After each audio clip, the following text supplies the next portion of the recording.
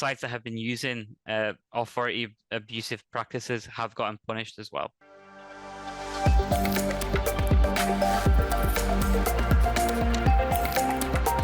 SEOscience.com. Back in the day, there used to be something called, Black Hat, and it was a White Hat strategy back in the day-ish.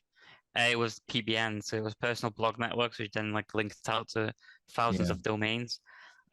Currently, there exist sites that are similar to them, which are called link farms. Those have also got punished this time around because Google is getting weary of authority, like domain authority abuse and page authority abuse. So building up links unnaturally is also getting punished. And that's a long time coming, really, in my opinion. I mean, they did start their efforts in, I believe, 2013 to reduce the amount of this happening.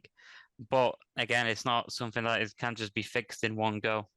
So I think over time that'll just keep happening. And sites that have been using authority abusive practices have gotten punished as well.